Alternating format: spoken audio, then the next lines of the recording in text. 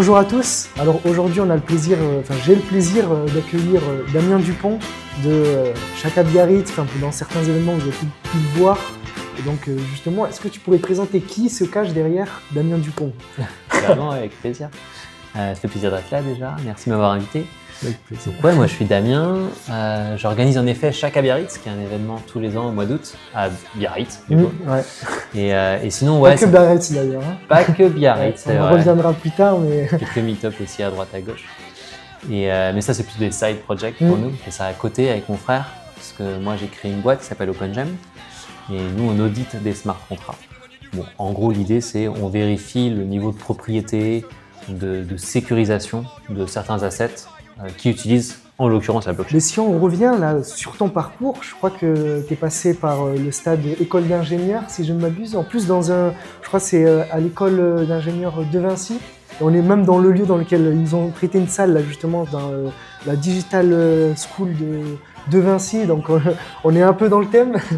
Mais j'ai même parce que c'est Cryptosphère qui nous invite, qui nous ont prêté la salle, donc merci à eux. Justement, est-ce qu'on pourrait revenir sur, est-ce que ton parcours d'ingénieur t'a permis, justement, c'est grâce à ça que t'es venu l'idée de l'entrepreneuriat, ou déjà plus jeune t'entreprenais? Tu peux revenir sur ton parcours Carrément, ouais. Donc moi je suis sorti de l'école supérieure d'ingénieur Léonard de Vinci, donc l'ESIL, ouais, c'est ça. en 2012, qui fait partie du pôle Léonard de Vinci. D'ailleurs, aujourd'hui, en effet, on est chez Cryptosphère, association du pôle Léonard de Vinci. Pas que d'ailleurs, hein, d'autres écoles aussi. Oui, c'est, je crois, plus d'une centaine d'écoles en France et même en Europe. C'est vraiment bien implanté, Cryptosphère, donc GG à eux. Très content que ça grossisse, comme ça. Mais il n'y avait pas ça, moi, à mon époque. Donc, en effet, quand je suis sorti d'école d'ingé, c'était une école d'ingénieur généraliste. D'ailleurs, ça l'est toujours, hein, les SILV. Et moi, je m'étais spécialisé dans l'informatique. Mais c'était une spécialité sur les 2 dernières années seulement. Et j'avoue que je ne savais pas trop ce que j'allais faire en sortant d'école. Du coup, je suis rentré dans une agence digitale, donc on répondait à des besoins. J'ai travaillé pour le cabinet du Premier ministre, j'ai travaillé pour Bentley Motors, j'ai travaillé pour plein de petits projets comme ça, des sites web, des applications, tout ça. Et non, c'est plus il y a 4-5 ans que j'ai découvert la blockchain, beaucoup grâce à mon frère d'ailleurs, qui avait vachement creusé le truc à Biarritz, et moi j'étais allé à Biarritz aussi pour aller travailler. Et on a découvert ça ensemble. Alors lui beaucoup plus que moi, il avait beaucoup plus d'avance. Et après on a décidé en effet de se lancer là-dedans. Alors non, c'est pas grâce à l'école que je suis rentré là-dedans. En vrai, franchement, en école d'ingé, j'applique pas grand-chose de ce que j'ai appris en école d'ingé. L'école d'ingé t'apprend pas de la matière brute. L'école d'ingé, elle t'apprend à apprendre. Elle te donne un mindset, mais d'apprentissage. Tu vois, moi j'ai fait de la mécanique des fluides continus, truc que j'utiliserai plus jamais, je pense. Enfin, j'en sais rien, mais voilà, en tout cas, il faut que je m'y replonge parce que ça fait plus de 10 ans. Mais non, plein de trucs comme ça, et en fait, t'en sors et tu fais waouh, j'ai appris tout ça, tous ces trucs complets, je le sais. Moi, je suis un ouf. T'as l'impression d'être fort, tu vois. Et du coup, tu peux rentrer dans le monde du travail en mode ok, je sais que je vais y arriver, je vais comprendre les problématiques métiers, donc les problématiques peut-être dans le milieu médical, les problématiques dans le milieu de l'industrie ou quoi que ce soit. Tu fais, je suis prêt à capter le besoin, à comprendre les problématiques. Et moi, j'aurais peut-être des solutions et tout. C'est ce que tu apprends, en fait, l'école, je pense. D'accord, je vois. Et dans cette dynamique, moi, je suis rentré dans une boîte, donc en mode salarié et tout, en tant que prestataire. Et pas trop en tant qu'entrepreneur.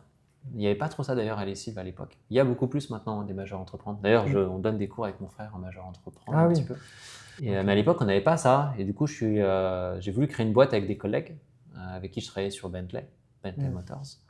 Et on s'est lancé. Et on s'est fait incuber à The Family à l'époque. C'est Oussama Ammar, je crois, qui était... Alice. Enfin, il y avait pas mal de monde, Pas mal de monde. Et c'est vrai qu'à l'époque, ça avait pas mal chamboulé l'entrepreneuriat, parce qu'il ramenait en France, en fait, un état d'esprit un petit peu qu'on avait commencé déjà à avoir en Amérique. C'est ça, Il y avait déjà beaucoup de bouquins là-dessus en anglais, mais nous, en France, pas trop de gens en parlaient, du moins en français. Et ils ont un peu envahi Internet avec cet état d'esprit en mode, ok, créer sa boîte, c'est bien. Poser ton nom, c'est bien. Acheter le nom de domaine, c'est bien, tout ça, mais c'est pas ça qui va faire ta boîte, tu vois. Passer 3 mois sur un logo, ok, juste fais quelque chose, trouve un marché et essaie de voir si tu réponds à un besoin. Et ça, cet état d'esprit, c'est ce qui m'a beaucoup marqué. Et ce qui m'a donné envie d'entreprendre en mode, ah ouais, c'est vrai, en plus j'aimais bien designer des choses. Tu vois, notre maman, avec Franck, elle est directrice artistique au groupe Marie-Claire. Donc nous, en fait, le premier ordi qu'on a eu, c'est un Mac. Ah ouais. Et le premier logiciel qu'on a eu, c'est InDesign, Photoshop. On n'a pas de jeux vidéo. Du coup, on s'amusait déjà à faire ça. Ouais, ouais. Et Ok. c'est pour ça qu'on a un petit peu cette fibre. Enfin, on aime bien, tu vois, essayer de designer les trucs qu'on développe après.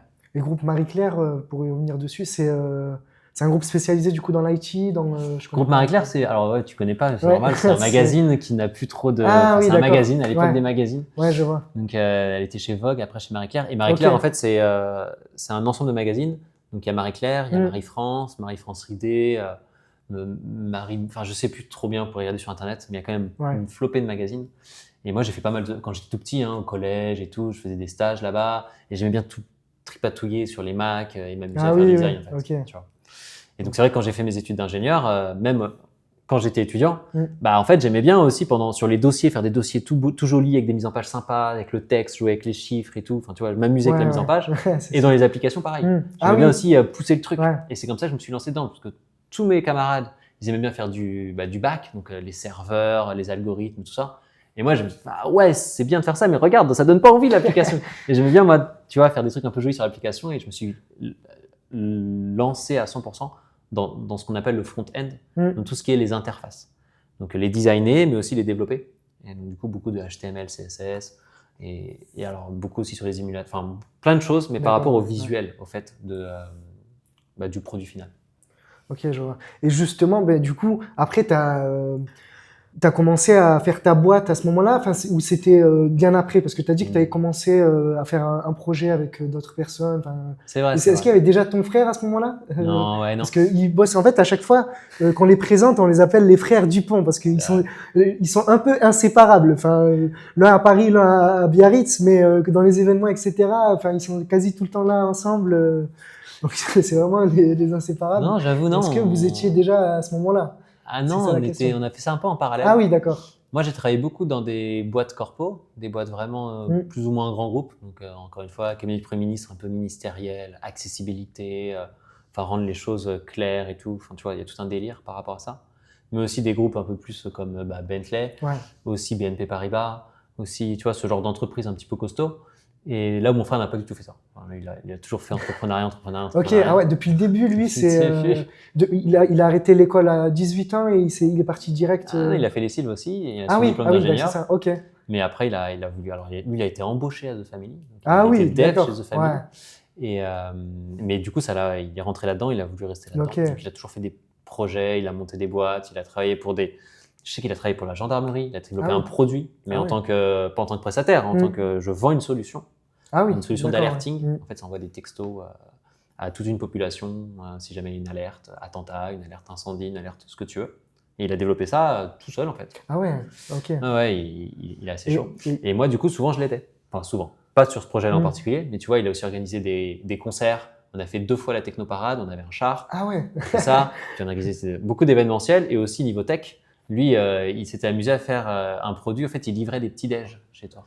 Et du coup, là aussi, je l'avais aidé à faire le front. C'était les débuts de Uber Eats, mais différents. Exactement. Mais ça n'existait pas encore à ce moment-là, Uber Eats. Non, mais ça se lançait. Il y avait Deliveroo. Ah oui, il y avait 2-3 trucs. Il n'y avait pas encore Uber Eats. Et donc, il s'est dit, et ça marchait sur Paris ou c'est comment Ouais, c'est sur Paris. En fait, ça marchait très bien quand c'était les Saint-Valentin ou les fêtes ou les anniversaires. Les gens, ils commandaient pour leur compagnon ou leur compagne. C'était une surprise. Et en fait, on déposait le petit-déj à la porte, on sonnait, et puis hop, après on se cachait. Alors, moi, j'en ai livré quelques-uns. Des fois, on se cachait, et des fois, on restait. On essayait tu vois, parce que t'arrives le matin, le mec, il est encore dans les choux et tout, il est fatigué. Donc, c'était quoi le mieux? Et on essayait de designer le truc pour qu'il y ait l'expérience la plus sympa. Ah oui, je vois, ouais. Donc, on pouvait mettre sur la poignée aussi le petit sac avec, c'était au pyjama, ça s'appelait. Et donc, donc, très entrepreneur, mon frère. Mais encore une fois, il me demandait mon aide. Mais voilà, juste ponctuellement, tu vois. On n'a pas fait le projet ensemble. C'est seulement il y a 4-5 ans qu'avec la blockchain, on a découvert ce truc ensemble. On a fait waouh! Et on s'est dit, vas-y, viens, on y va, quoi. Et toi, tant que tu as appris le dev avec tes études ou c'était avant que. Non, ouais, j'ai un peu développé à l'école, mais l'école, c'était pas ce que j'aimais faire. C'était du Java, c'était des algorithmes, c'était des trucs comme ça. Moi, ce que j'aime bien faire, ce que je dis, c'est du front, tu vois, les UX et tout. C'était vraiment la sémantique HTML, ce genre de trucs. Je n'ai pas appris ça à l'école. Mais bon, après, je me suis dit, c'est bon. Comme j'ai appris à faire des algos à l'école, je veux bien pouvoir apprendre ça. Je n'étais pas perdu du tout. Et j'ai appris le mot, enfin j'ai entendu le mot concert pour un Tecos. Qu'est-ce que vous avez fait? Vous avez fait des concerts ou Ouais. Il avait créé, non, ça existe toujours, c'est Hardpulse. Ah, ça existe encore? Hardpulse.com, Hardpulse ou Hardpulse.com, je sais plus c'est quoi le nom de domaine.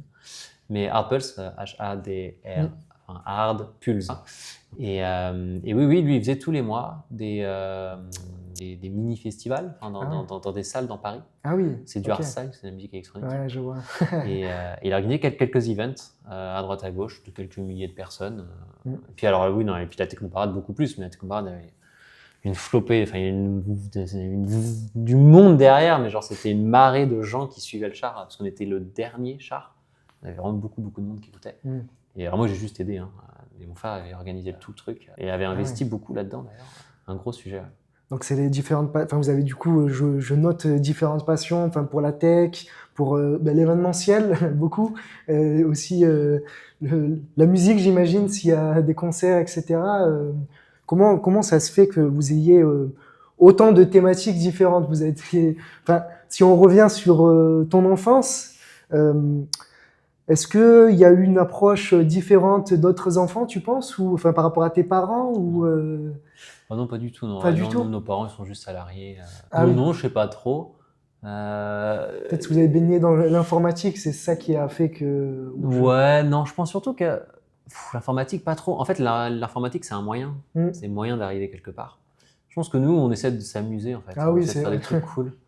Et ce qui est sympa, c'est que quand tu sors d'une école d'ingé, tu te sens capable de tout faire en fait. Ouais. Donc tu veux t'amuser gratuitement. En fait, tu peux sortir en fait, ça te coûte que du temps. Créer un site web, même modéliser un objet sur SolidWorks ou quoi. Enfin, tu vois, tu vas-y, viens, avec n'importe quoi qui te passe par la tête. Putain, ça a l'air marrant, ça a l'air cool. Vas-y, viens, on répond à un besoin là, ça va, il y a un vrai problème. Vas-y, viens, on crée quelque chose. Puis on y va. C'est un peu comme ça. Voilà. Et par rapport à ce qu'on aime aussi, tu vois. Comme mon frère, il aimait beaucoup de ce genre de musique. Moi, j'aime pas trop. Mais il a dit, mais il n'y a rien à Paris et tout, c'est abusé. Vas-y, viens, on fait quelque chose. Et du coup, il a commencé à organiser ça. Il a même fait un label et tout. Mais juste parce que c'est conséquences, tu vois. Il a fait un label, ah ouais. Ouais, un label de musique, ouais. Les artistes étaient bookés à Amsterdam et tout. Putain. Aux Pays-Bas et tout. Enfin, genre, assez stylé, ouais. Mais juste, non, faut pas se poser la question du qu'est-ce qu'on fait, comment on le fait, c'est pourquoi on le fait. On fait ça parce qu'on en a envie, ça nous aime et tout. Comment et qu'est-ce qu'on va faire finalement? Genre, est-ce que ça va être un camion qui se promène dans Paris ou une salle dans laquelle on ramène du gens pour la technoparade ou les concerts? On s'en fiche un peu. Ou en extérieur. Enfin, en fait, c'est pas grave. Et au contraire, c'est là où il faut que ça change pour pas s'ennuyer, en fait. Donc, en fait, c'est d'abord, vous choisissez qu'est-ce qui va vous faire kiffer. Vous voyez si derrière, il y a une vraie utilité, que ça sert et que vraiment des gens vont venir, etc. Et après, si vous voyez qu'il y a un besoin et que ça vous fait kiffer, vous y allez, quoi. C'est ça. On regarde si on crée de la valeur. Ouais. Et créer de la valeur, c'est toujours un peu délicat, en effet, de savoir est-ce que je crée de la valeur. Parce que créer de la valeur, c'est pas essentiellement gagner de l'argent. Tu peux créer de la valeur. Tu as des applications gratuites. Ou tu as des musées culturels, c'est gratuit. Pourtant, ils créent de la valeur. Alors, c'est quoi l'indicateur de créer de la valeur si c'est pas l'argent? C'est quoi? Ça peut être le temps, ça peut être le… Tu vois, il y a un moment où on se pose la question. Moi, d'après moi, mais c'est très personnel, de façon objective, on sait qu'on crée de la valeur si on a de l'attraction, si on attire des gens. Si des gens sont attirés par ce que tu fais, tu apportes de la valeur. Comment est-ce que des Kickstarter arrivent à lever 1 million d'euros ou quoi? Parce qu'ils ont attiré des gens, ils ont touché quelque chose, tu vois. Donc déjà, rien que là, il y a de l'attraction, donc on sent qu'il y a de la valeur. Et c'est comme ça qu'il va y avoir de l'argent, ou pas spécialement de l'argent, ou même que tu arrives à convaincre des futurs associés de travailler pour toi gratuitement parce que tu n'as juste pas les fonds. Et du coup, tu as quelqu'un qui va s'investir pour toi. Parce que tu sens que voilà, tu attires les gens, il y a un truc intéressant qui se passe. C'est ça qu'on essaye de faire, créer de la valeur, donc avoir de l'attraction sur ce qu'on crée, sur ce qu'on pense. Des fois, on crée des trucs, tu as zéro réaction, on se dit bon, soit on pivote, soit on change un peu la façon de le dire, de le faire, soit on se dit bon, là… on le fait pour nous, quoi. Enfin, genre, c'est juste un kiff pour toi. C'est genre des vacances, en fait, tu vois. C'est juste quand tu vas faire du surf. La grande majorité des surfeurs, il n'y a pas de traction, à part pour les champions qui amènent du monde qui vont aller les voir. Mais le surf, c'est juste un loisir. Donc, s'il n'y a pas de traction, c'est un loisir. S'il y a une traction, ça peut être un loisir, mais en plus, tu peux en faire un business ou tu peux en faire quelque chose d'intéressant. Ok, tu rentres là et tu peux peut-être en vivre ou quoi, tu vois. D'accord, je vois. Et du coup, pour en revenir sur les projets pour lesquels tu as entrepris, tu avais commencé avec un premier, avec justement d'autres étudiants, c'est ça, je crois? Enfin, d'autres personnes que tu as eues dans ta… Ah oui, c'est vrai, dis donc. C'est ça? Je suis rentré dans mon premier job, c'était une agence digitale qui s'appelle Actimage, qui existe toujours d'ailleurs. Donc en gros, une ESN, pour ceux qui connaissent, anciennement SS2I. En gros, c'est des entreprises qui propose des développeurs pour des plus grosses entreprises. Et en effet, j'étais rentré avec pas mal de gens de lessive. On était 4-5 à être rentrés. Et ils embauchaient tous les ans pas mal de gens de lessive. Et voilà. Et du coup, j'ai eu l'occasion de travailler chez Actimage avec des gens de mon école, de ma promo ou pas. Et en effet, parmi eux, il y en a certains avec qui j'ai continué pour entreprendre. Ouais. Ma première boîte, c'était une boîte dans le football amateur. Ah oui. On faisait des feuilles de match digitalisées. On avait quelques clubs qui nous utilisaient et tout. Des feuilles de match digitalisées. Est-ce que tu peux nous en dire plus comment ça fonctionne? J'ai pas compris. Bon, elle marche pas. Elle n'existe plus cette boîte. Hein, mais ouais, ça s'appelait Team Rank. Donc, tu ranks, tu classifies ton équipe. Et en fait, ce qu'on faisait, c'est pour tous les clubs amateurs, on leur proposait des outils aussi poussés que pour les clubs pro. Ah oui, ok. Donc, on s'inspirait beaucoup de jeux vidéo comme la FIFA, les jeux tous les jeux vidéo de foot ou même de sport en général, tu vois. Et on proposait ça pour les clubs. Et du coup, tu pouvais préparer ton match en assignant des joueurs sur un terrain fictif, comme dans un jeu vidéo. Et du coup, quand tu faisais ça, tu validais ta feuille et ça envoyait une notification à tous tes joueurs. Ah ouais. Et après, à la fin du match, le coach mettait les scores et ça faisait la feuille de match du coup. Tout un système un peu digital de tout ça. Et ce qui permettait de faciliter la vie au coach, de permettre aux joueurs de flexer, parce qu'ils avaient leur petite tête, leur petite comme s'ils étaient dans FIFA, quoi. Exactement, avec leur tête, leur stats et tout. Et imagine, ils mettaient sur un story, allez, je suis sur ce match, venez vendredi, je sais pas. Et d'ailleurs, on faisait les classements aussi. On faisait les classements parce que du coup, c'était très dur d'avoir le classement de ton club. C'est clair. Tu vas sur le WordPress du club, un site mal codé et tout, tu galères. Et nous, on mettait tout ça dans une app. Et on récupérait tous les scores de tous les clubs et on faisait des espèces de ranking, en fait, de rang en fonction des clubs et tout, machin. Et tu pouvais aller regarder ça. Déjà comme projet, j'aime beaucoup en tout cas. Franchement, du coup, on s'était donné 1 an, parce qu'il y avait 1 an de chômage en gros. Et en 1 an, on s'est dit, au bout d'1 an, si on n'est pas rentable et tout, machin, on arrête, mais on va y arriver. On allait vraiment assez loin. Mais 1 an pour créer une boîte et être rentable. Ah oui, c'est compliqué. Même encore aujourd'hui, je me dis, on était vraiment très ambitieux. Et pourtant, on avait au moins 3-4 clubs. À Colombes, il y avait, ici à La Défense, en fait, il y avait des foot à 5, des five qui adoraient notre concept. Et du coup, on vendait ça à des petits championnats. Il y avait des championnats de foot à 5. Il y en avait un juste à côté, là, d'ailleurs, pas loin de La Défense. Et justement, et on se faisait payer comme ça, parce que le club, il n'avait pas beaucoup d'argent. Mais pas suffisamment pour. On était 3, on n'arrivait pas à se payer 3 salaires. C'était combien, par exemple, pour donner des chiffres un peu, une fourchette parce que... Je sais plus combien on vendait ça. J'ai complètement oublié. Hein. C'était peut-être une dizaine d'années. Ah ouais, ça remonte quand même. C'était au tout début. Je sais pas. C'était votre premier projet? Mon premier projet entrepreneurial, un peu seul, Ok, ouais. Et tu as dit que vous étiez mis en chômage pendant 1 année. Comment vous avez fait pour... Quel a été le déclic? Parce qu'avant, vous bossiez... en fait, j'ai bossé pour Bentley. C'est ça. En tant que presta, du coup, avec ma boîte, avec Actimage. Et là, je sais pas, je voyais tellement de choses, tellement de process qu'on pouvait accélérer, améliorer. En fait, les process, c'est important dans les entreprises un peu conséquentes, tu vois. Mais du coup, tu te dis, putain, si je sortais de ce process, je serais tellement efficace, tellement rapidement. Je pourrais tellement sortir un truc tellement bien, facilement, entre guillemets. Donc, go, on y va. Et c'est ce qu'on a fait, en fait. En 1 an, on a créé un truc que s'intéresser dans une boîte, une agence, ça aurait coûté une fortune, ça aurait coûté 100, 200 000 euros, j'en sais rien, avec tout ce qu'on a scrappé, un truc de fou. Et ça aurait sûrement duré plus d'1 an. Enfin, juste, je sais pas, travailler avec des salariés, On était un peu frustrés par ça, je t'avoue, à des moments de travailler avec juste des gens normaux, en fait, qui à 18h ont fini de travailler alors que nous, on était au taquet et tout. On était jeunes, on voulait vraiment exploiter ça. Ah oui, je vois, Et voilà. Et qu'est-ce que tu entends par process? C'est toutes les... comment tu peux le définir? Les process, les règles et les process. Tu vois, tu as des process où il faut faire valider des décisions. Ah oui, ok, et toute la paperasse, etc. pour les grosses sociétés. Quand tu veux valider une décision, tu es obligé d'attendre le point weekly, qui est 1 fois par semaine le lundi. Ah oui. Du coup, toi, tu as eu l'idée mardi ou mercredi, tu fais on va attendre lundi pour en parler, tu en parles lundi. Lundi, du coup, pourquoi pas, c'est une bonne idée, viens, on en reparle dans la semaine. Donc, on refait une réunion dans la semaine. Ah oui, je vois. Ça se décide pas. Et puis, dès qu'il y a une erreur, dès qu'il y a un problème, on veut tout de suite trouver c'est la faute de qui, alors qu'en fait, on s'en fiche un peu. Il y a une erreur. Félicite le mec qui a fait l'erreur. Grâce à lui, on va améliorer maintenant l'application. Et puis, pas que les gens aient peur pas la peur de l'erreur. Tu vois. Ouais, je vois. Alors, je dis pas que spécialement avec Actimage, comme ça. Hein. J'ai eu des projets qui ont été super vite et tout, machin. Et c'était très bien. Mais des fois, les process étaient frustrants. Et pas que chez Actimage, dans toutes les entreprises que j'ai pu faire un peu conséquentes. Ouais, je vois. Mais c'est normal, ça va avec. Tu es obligé de sécuriser un moment. En fait, quand tu es entrepreneur, c'est pas la même chose que être manager. Tu vois, souvent, il y a des pitchs de start-up, ce genre de trucs. Et le jury, bah, c'est je sais pas moi, je vais dire une connerie, mais le CEO de Total. J'en sais rien, tu vois. Et là, du coup, les gens se disent, waouh, trop bien, on a un cadre le CEO, tu l'auras jamais en vrai, mais un cadre supérieur d'un grand groupe incroyable. Oh, le jury, il est fou, c'est trop bien.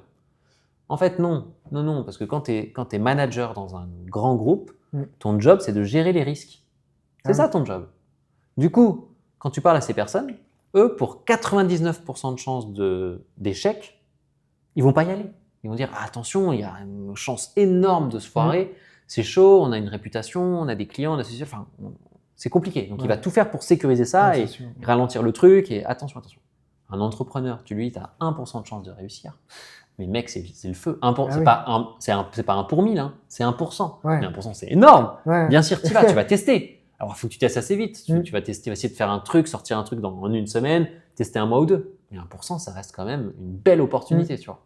Du coup, voilà, c'est cette différence de mindset. Donc, je pense que les entrepreneurs, il faut qu'ils fassent attention quand ils demandent des conseils. Alors, à des collègues, des anciens collègues ou à des gens qui connaissent dans des structures déjà établies, parce que c'est différent. Et c'est pour ça qu'il y a des incubateurs intéressants. Alors, on parlait de The Family, mais il y en a plein d'autres aujourd'hui qui sortent. Nous, on est incubés chez Alliance, avec OpenGem, du coup, l'Alliance, la boîte qu'on a créée avec mon frère. Et c'est toujours intéressant, parce que du coup, tu évolues dans un environnement où des gens te comprennent ta problématique de galérer pendant 1 an ou 2, d'avoir plein de problèmes, machin. Enfin, tu vois, et tu es là avec des gens qui l'ont vécu, qui te partagent leurs échecs aussi, parce que les échecs sont limite plus intéressants que les succès, parce que tu as des apprentissages et tout. Tu partages avec eux et puis ils sont là, des fois à t'encourager, ou des fois à te raisonner en mode enfin là mec, ça fait plus de 3 ans déjà, tu n'as toujours pas trouvé de business model, tu n'es toujours pas scalable, il va falloir penser, tu vois. Parce que moi, on m'a toujours dit 3 ans. C'est un petit peu là. 3 ans pour tester un projet, une idée. Moi, j'ai vraiment déconné avec ma première boîte là, de foot. Parce qu'en 1 an, vous avez dit c'est mort, on arrête, c'est un échec, on passe à autre chose. Bon, après, il n'y a vraiment pas de règle. Il n'y a vraiment pas de règle dans rien. En fait, tu vois, l'entrepreneuriat, c'est comme si tu étais dans la mer. Okay. Et tu as les gens qui sont sur le paquebot là, en croisière, et qui sont là en train de siroter leur cocktail. Et eux, c'est les salariés ou c'est les gens qui ont leur situation et tout, qui sont à l'aise. Dans un business, avec un business model, c'est-à-dire qu'un truc qui roule, tu vois. Une boîte de presta, ça roule. Je vends des développeurs, en gros, ou des solutions. Une banque, ça roule. Ok, j'ai du retail, j'ai des comptes et tout. Enfin, tu vois, tous ces business-là, un restaurant, ça roule. Une boulangerie, c'est pas une start-up. Une boulangerie, tu peux être 3, 4, 5. Ça roule parce que le business model, il est déjà établi. Je vends des baguettes, j'achète ma farine, j'ai mes coûts fixes, mes coûts... Bref, tu gères. Ça, c'est les gens qui sont dans le paquebot. Okay. Alors, je dis pas toujours que c'est facile dans le paquebot, les boulangeries, il y en a qui marchent pas et tout, mais tu as un business model. Il va y avoir des secousses. Il y a des secousses, c'est certain, et puis des fois, il y a des business qui peuvent se fermer, mais tu es sur un rail, ok. Et tu as juste à gérer les risques parce que le business est déjà là, il existe déjà. Et tu as eux, et tu as à côté des mecs. Un mec, toi, qui est à la rame, là, ou avec une petite voile toute pourrie, dans un tout petit bateau à côté, tout seul, en train de galérer, essayer de faire des trucs. Et du coup, tu as les deux types de remarques pour les gens qui sont sur le bateau. C'est soit, oh là là, il galère lui, le pauvre. Bon, et là, c'est tes parents, ils t'aiment.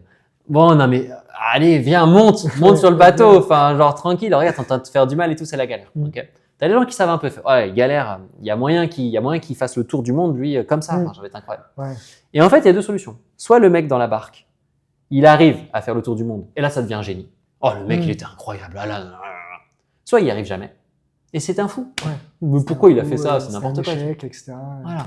La question, c'est à partir de quand tu te dis, ok, je suis un fou, j'arrête et je monte sur le paquebot, ou tu te dis, non, là, il faut que je persévère et je continue. $1 milliard. Enfin, c'est une question sans réponse. Ouais, c'est ça. Il n'y a jamais. Donc, moi, je te dis les 3 ans. Bon, c'est mon ordre d'idée pour mon expérience actuellement avec les technos. Enfin, tu vois, c'est très actuel et en fonction de mon histoire. Mais en vrai, tu as une flopée de contre-exemples. Des gens qui ont réussi en 6 mois ou des gens qui ont réussi au bout de 10 ans. Enfin, tu vois. Bien sûr. Bon. Mais moi, je pense que 3 ans, c'est un bon indicateur.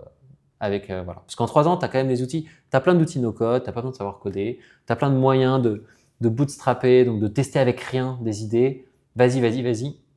Mais 1 an, c'est pas suffisant pour vraiment avoir suffisamment de traction, suffisamment de clients, suffisamment de feedback pour vraiment te faire ton idée. Tu vois. Moi, sur le football, en fait, il y a plein de trucs que j'ai. Moi, je dis pas que je regrette parce que je suis pas du tout un footeux, j'avais fait ça, voilà. Mais non, je suis pas allé au bout du truc du tout. Ouais. Et c'est pour ça qu'en France, il y a quelque chose de magnifique, qui est la rupture conventionnelle, qui te permet d'avoir le chômage, ce qui est quand même très cool. Ça te permet de tester ce genre d'idées. C'est dommage qu'on veuille rétrécir cette période, parce que tous les entrepreneurs que je connais sont commencé, français en tout cas, se sont servis de ça. Heureusement qu'il y a le chômage pour pouvoir entreprendre. C'est cool. Même certains, même avec le RSA, il y en a certains qui arrivent à... Même si c'est plus compliqué, mais certains, même avec le RSA, ils arrivent à bosser, à faire leur projet grâce à ça. Et du coup, que maintenant, je crois qu'il faut travailler un certain montant d'heures par mois pour en plus garder le RSA, etc. Ça peut être aussi un frein pour certains entrepreneurs qui faisaient ça. Mais sinon, ouais. Et en tous les cas, quand tu es étudiant, parce que là, quand on est étudiant, c'est pour parler de moi, bah pour parler de cet établissement. C'est le contexte là, c'est le moment idéal, quoi. Ouais. Du temps, vous avez que ça, du temps. Enfin, du temps. Ouais, t'as compris. C'est compliqué. Non, enfin, voilà, quoi. Enfin, en fait, c'est du temps dont il a besoin. Ouais, en plus, avec de la chance, vous êtes encore chez vos parents. Avec de la chance, vous n'avez pas trop à vous soucier de manger ou quoi et de vous loger. Bon, voilà, là, vous avez de la chance. Il faut foncer. Il faut avoir cette chance aussi. Hein. Tous les étudiants n'ont pas cette chance, évidemment. Mais si vous l'avez, c'est un bon cocon que vous n'aurez potentiellement pas pendant longtemps après si vous voulez entreprendre un jour. Mais bon, bref. Et après, du coup, cette expérience qui a duré une année, c'était une année de chômage. Est-ce que ensuite tu as renchaîné avec un boulot ou tu as renchaîné sur un autre projet? Non, j'ai enchaîné quand même. Non, mais du coup, j'ai fait un peu session salariat, entrepreneuriat, salariat, entrepreneuriat. Ah oui, c'était cyclique, on va dire. Après, je me suis fait embaucher chez BNP Paribas. Ok. Et là, j'ai vécu des trucs vraiment stylés. Ouais. En fait, je suis rentré là-bas en mode, bon, bah écoutez, moi, Enfin, l'entretien était fou. C'était une soirée... Ça s'appelle We Pitch, You Choose. Donc, c'est BNP qui pitch et c'est les candidats qui choisissent. Ah ouais. Et c'était un tout petit comité. On devait être genre 5 candidats. Vraiment, c'est l'inverse. Ouais, je sais, mais c'est pour ça. On était très peu de candidats et il y avait plus de managers que de candidats. Ah oui, d'accord. C'était trop bien. Après, j'avais été sourcé, je crois que j'avais été un peu sourcé pour ce truc. Une RH qui m'avait appelé de BNP directement et qui m'avait targeté. Je venais juste de faire mon CV après ma startup. Ah oui. Et je crois que ça lui avait plu. Il y a certains trucs qui avaient dû lui plaire sur mon CV. Et quand je suis arrivé à cette soirée-là, en effet, c'était marrant parce que du coup, j'ai vu 2 managers et bon, il y en a un, ça fitait pas du tout parce qu'ils étaient très tech. Et moi, je voulais faire des trucs un peu design, un peu UX, expérience utilisateur, machin. Surtout que je sortais de Bentley et du foot. Donc, je m'étais éclaté à vraiment rentrer dans le mood et tout. Et je voulais vraiment re-rentrer dans un truc. Mais bon, là, dans un contexte un peu plus posé, salarié, et puis avec plus de moyens. Ouais, de moyens, c'est ça. Et peut-être même apprendre plus de gens un peu plus seniors. J'en avais envie, tu vois. Parce que même dans mon agence, et BNP m'a permis de faire ça. Et m'a offert ça. J'ai offert aussi beaucoup, de mon temps, de mon énergie et tout. Mais ouais, ça a été vraiment cool. Et du coup, on a, dans un programme de transformation, donc une toute nouvelle technologie, on a mis en place des API chez BNP Paribas, dans le monde de la banque du détail. Donc en fait, tous les services que vous utilisez aujourd'hui avec votre téléphone ou sur un distributeur ou quoi, il y a de très grandes chances que derrière, le fonctionnement du système d'information soit passé par le programme dans lequel je travaillais. Et quand je suis rentré dans ce programme-là, on était 5 au début. Et l'idée, c'était de faire un pitch deck, donc de pitcher l'idée, de pitcher le projet au COMEX, donc au comité exécutif, donc avec tous les présidents, tous les chefs de BNP Paribas, et de pitcher ça et d'avoir du budget. Et du coup, moi, quand je suis arrivé, c'était en mode, il faut qu'on ait le budget et tout, machin. Et du coup, j'ai construit des maquettes avec un parcours, avec une application qui fonctionnait, mais avec les moyens du bord, des slides. On a pitché ça face à ces grands chefs de la banque. On a fait un petit scénario, j'étais déguisé, on a fait un petit truc marrant. On a eu du budget et on est passé de 5 à 200. Ah ouais. Et donc là, du coup, donc au début, je faisais un peu de dev pour avoir un truc qui marche un peu. Après, j'ai fait des petites maquettes, un petit scénario pour avoir un truc à présenter. Une fois qu'on a eu l'argent, du coup, là, moi, je me suis dit, vas-y, viens, il faut qu'on fonctionne comme une startup. Et du coup, dans les grands groupes, tu as l'agile, les méthodes agiles.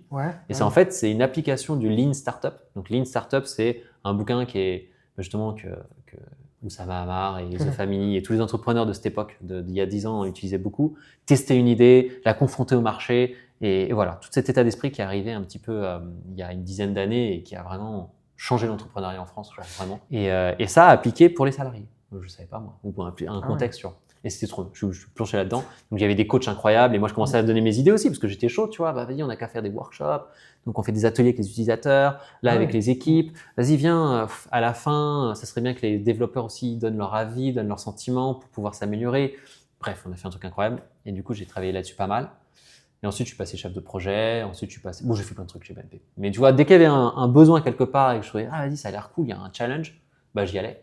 Et l'environnement BNP Paribas m'a permis aussi d'évoluer comme ça et d'aller un peu à droite à gauche et de faire ce que j'aimais. Ok, cool. Et c'est après BNP Paribas, du coup, que je suis allé à Biarritz et tout, avec mon frère. Et c'est là quand j'ai vu, waouh, la blockchain, mais attends, c'est une finance encore différente. Je connais pas ce truc. Je commençais à un peu connaître le monde du retail et tout chez BNP. Et je fais, ah ouais, mais ça, c'est nouveau, trop bien. Et du coup, puis la blockchain, on donnait déjà un peu des cours à l'ESILV, à HEC, on donne des cours aussi pas mal, à l'IRA, école blockchain. À l'IRA, ouais. Et du coup, on donnait des cours on disait des trucs sur la blockchain, mais quand on a creusé le code de la blockchain, les smart contracts, donc le code qui est déployé, qui est mis dans la blockchain. Bon, en fait, la blockchain, simplement, c'est juste un Internet qui vit en même temps que l'Internet qu'on connaît tous, donc le Web 2. Et dans ce nouvel Internet, la base de données est différente. Là où sont les datas, c'est très différent. Ouais. Et ça fonctionne en effet avec des applications qu'on peut mettre dans ce nouveau système. Mais la data, elle est vachement traçable, elle peut être possédée, et il y a tout plein de caractéristiques pour cette donnée qui changent pas mal les choses du monde du web. Et quand on s'est rendu compte de ça, vraiment du code que les projets utilisaient, on s'est dit, ah ouais, mais en fait, c'est pas parce que la blockchain permet d'être très sécurisée que les projets le sont. Ça dépend des développeurs qui mettent leur code sur la blockchain. Et quand on s'est rendu compte de ça, on a fait, c'est là où vous avez vu qu'il y avait on raconte des bêtises en fait. Quand les gens disaient, ouais, la blockchain c'est sécurisée, même nous on le disait, on disait une opportunité. En fait, attends, Damien, oui, c'est vrai, c'est sécurisé. Mais il faut quand même regarder le code, ce que tu signes. En fait, c'est des contrats, c'est des smart contrats, c'est là-dedans qu'il y a le code. Et avant d'interagir avec ces applications, il faut interagir avec le smart contract. En fait, c'est le code. Et au moment d'interagir avec lui, on signe. Comme si on signait un contrat. Par exemple, on peut signer avec ce genre d'appareil-là. On appelle ça un cold wallet. Enfin, celui-ci, c'est un ledger, mais il y en a plein d'autres, genre Trésor, etc.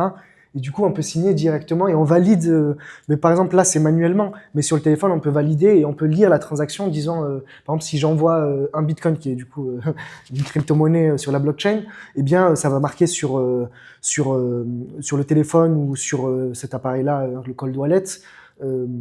Comme quoi, j'envoie un bitcoin à Damien et je vais valider que c'est bien un bitcoin que j'envoie. Et il n'y aura pas vraiment marqué Damien, mais ce sera plein de caractères encryptés, parce que c'est anonymisé, la blockchain. Pas anonymisé, c'est pseudonymisé, pardon, parce que du coup, on peut retrouver la personne qui est derrière.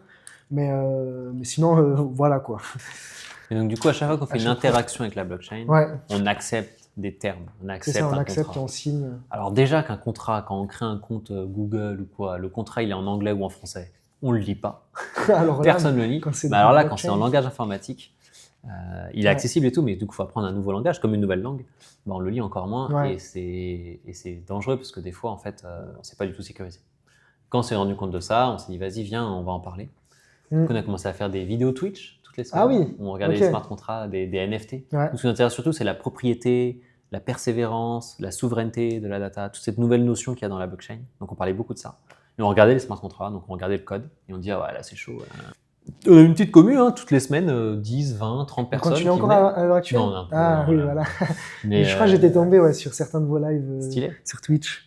Et du coup, c'est les mecs sur Twitch, ils disaient ça serait bien les gars que vous fassiez un site, que vous répertoriez un peu tout ce que vous dites, parce que si taper une heure de live, même si tu as même plus longtemps souvent, c'est chiant. Et du coup, on a commencé à dire, viens, on fait un site web. Puis après, on a fait le site web, on s'est dit, attends, ce serait bien qu'on fasse un barème en fait, qu'on note un petit peu ces smart contracts. Donc on a commencé à faire un barème et on a commencé à faire des audits. Et c'est ça, de fil en aiguille, vous en êtes venu à faire des audits pour auditer, justement tracer, vérifier ce genre de contrat. Et c'est là que peut-être vous avez eu l'idée d'en créer une boîte, puisque justement OpenGem est dans ce type de... c'est ça, OpenGem, donc open comme ouvert, gem comme une gemme qu'on ouvre, c'est comme si on ouvrait le code, on ouvrait la boîte. Et c'est ça, donc nous on a commencé à auditer des smart contracts, donc des boîtes, Sora, on les a audités très tôt. Ah oui. Ouais, très très tôt. Des projets un peu gros, Airbus, Sora, En fait, ce qui est intéressant, c'est que à force d'auditer des petits projets ou des gros projets, on a commencé à voir que c'est... En fait, une audit, nous, ça durait... Enfin, on n'en fait plus beaucoup, j'avoue. Mais sur un mois, on voyait les équipes une fois par semaine et on les challengeait. Ah ouais, t'as fait ça, mais attends, dans le loi 3, c'est comme ça. Attends, nous, on avait ça. Ah putain, c'est pas du tout sécurisé. Tu vois, on les challenge. Ouais. Et à la fin du mois, en gros, on leur donne du code. On dit, si tu mets ça dans le smart contract, par contre, là, tu sécurises ça, tu sécurises ça. Alors, des fois, ils disaient oui, des fois, ils disaient non. Ça dépendait du projet, de leur ambition et tout. Et à la fin, on publiait l'audit, donc on publiait la note. Okay, mais à force de faire ça, on s'est rendu compte qu'on nous demandait souvent les mêmes choses. Donc on a créé des librairies, des extensions ERC 721. En tout cas, des bouts de code sur étagère que tu peux utiliser et de mettre dans ton smart contract. Et comme ça permet de sécuriser ton smart contract. Et du coup, l'ONU, qui ont fait leur collection NFT il y a 2 ans maintenant, 1 an et demi, utilise les librairies de OpenGem. Oui. Airbus utilise les librairies d'OpenGem. Parce qu'Airbus, ils ont aussi fait des NFT. Ils ont fait des NFT, ouais. Et du coup, on voit pas mal de. Et donc, ça faisait super plaisir de voir des projets qui utilisaient nos librairies, évidemment, même sans passer par notre audit, des fois, tu vois. Mais juste, ah putain, il y a OpenGem, c'est cool. C'était notre bout de code, en fait. Parce que votre bout de code, du coup, il est open source, c'est ça? Exactement. Ouais. Donc, tout le monde peut l'utiliser, même vous, si vous voulez créer votre NFT, vous pouvez aller sur le site, je crois, OpenGem. Voilà, c'est ça. Alors, ça, il faut être un peu dev, par contre. Il y a même une solution de no-code pour créer le NFT. Comme il y a eu la NFT Factory, nous, on a fondé la NFT Factory on est une centaine de fondeurs, là. On est passé CTO, et du coup, on a créé un déployeur, donc c'est un outil no-code, pas savoir coder, pour faire des NFT hyper sécurisés. En fait, qui utilisent nos librairies, quoi, simplement, mais sans savoir coder. Et ça avait plu aux artistes et tout. Et du coup, les artistes nous avaient demandé est-ce que vous pouvez le faire, mais juste sans passer par la facto. Enfin, juste un outil simple, genre je drag and drop et j'utilise le truc. Et c'est ce qu'on a mis en ligne en effet sur OpenGem. Aujourd'hui, vous pouvez créer des NFT très simplement et sécurisés sur le site. Vous pouvez aussi voir les audits, vous pouvez aussi voir les librairies. Et là sur OpenGem, j'avoue, depuis 1 an maintenant, on travaille sur la tokenisation. Donc en fait, on fait des passeports numériques d'objets physiques. Ah oui, d'accord. Ouais. Et ça, c'est super intéressant parce que ça change pas mal de choses. C'est pas du tout la même chose. Enfin, du coup, il y a des similitudes, mais on va sur un domaine où là, il y a vraiment un produit qui est physique, c'est ça? Parce que du coup, si vous tokenisez, par exemple, des appartements ou des maisons, etc., il faut aller bien vérifier qu'elle est là, la maison, et voir toute la réglementation aussi avec... Oui. Ça, il y a un peu moins dans la réglementation. Pour nous, on a un peu débunké le truc de la réglementation il y a un petit moment. En fait, on a travaillé beaucoup sur les NFT. Les NFT, simplement, c'est une boîte dans laquelle on met une image, une vidéo, un PDF, tout ce que vous voulez, en fait, dans cette boîte. Et cette boîte, ce qui est cool, normalement, c'est qu'elle est persistante. C'est-à-dire que dans le temps, elle ne va pas bouger. Donc, vous pourrez léguer votre boîte avec le truc qu'il y a dedans à vos enfants, petits-enfants ou quoi. Vous la possédez vraiment. Ça, c'est cool. Et elle est inaltérable. Il n'y a personne qui peut rentrer dans la boîte pour toucher des trucs et sortir. Ce qui n'arrive, et en fait, les 3 quarts des NFT, elles ne sont pas fermées, elles sont ouvertes. Et c'est vrai que ça, c'est ce qu'on a fait du coup avec OpenGem, faire des boîtes bien fermées pour les NFT, peut-être ça. Et pour la tokenisation d'objets physiques, donc quand on fait des NFT d'objets physiques, c'est pas des NFT, c'est un smart contract qu'on a fait nous from scratch. Enfin, pas from scratch, on s'est aidé, mais c'est pas une base ERC 721, ça c'est sûr. On s'est beaucoup aidé de tout ce qu'on avait appris là. On veut vraiment sécuriser, rendre persistant, rendre immuable et surtout garantir la propriété à chaque moment du process d'objets physiques. Donc on travaille sur des tableaux en ce moment. En fait, on est passé, alors du coup, c'est OpenGem travaillait beaucoup avec NUM. C'est NUM qui a fait un objet physique, en fait, c'est un scanner qui va scanner l'objet physique et qui va détecter vraiment de façon très précise tous les défauts et tous les détails de cet objet. En fait, ça prend une photo en ultra haute définition, en vision normale, en vue libre, mais aussi en UV, qui permet de voir pour un tableau, par exemple, les différentes couches de la toile, qui permet sur un tableau juste de voir les craquelures, les coups de pinceau. Donc vraiment, vous voyez les poils de pinceau. Vous pouvez même prendre la toile, c'est tellement précis. Vous pouvez la positionner en horizontal et avec une caméra naviguer comme ça et voir les coups de pinceau comme des montagnes. Tu vois. Alors vraiment, ça. Et en fait, c'est un truc, c'est un fichier à la fin qui sort qui pèse 60 gigas le truc. Donc c'est difficilement exploitable. Et c'est là où on a créé une plateforme justement qui permet de lire ces fichiers, qui permet de sécuriser et de les mettre dans la blockchain. Et du coup, l'idée, c'est avec ça, tu peux faire plein de choses après. Tu peux identifier, tu peux certifier, tu peux faire un historique de tout ce qui se passe, parce que du coup, il y a des vernis, puis il y a des altérations physiques, tu vois. Donc en fait, tu prends des scans, tu mets ça sur une plateforme, tu mets ça dans la blockchain, et tu peux suivre comme ça des objets physiques. Le problème, c'est jusqu'à aujourd'hui, moi, des gens qui me vendaient ça, qui me parlaient de ça, que j'entendais parler de ça en salon, souvent ils mettent des puces RFID, ils mettent des QR codes ou quoi. Mais du coup, ce que tu suis, c'est le QR code que tu suis, c'est pas l'objet. Là, ce qui est cool, c'est que c'est là vraiment l'objet numérique et l'objet physique sont vraiment liés. Ah ouais, là, tu peux pas. Vraiment, il y a. Et même si un faussaire obtient l'objet numérique Ultra HD et tout, il dit vas-y, viens, je vais le reproduire.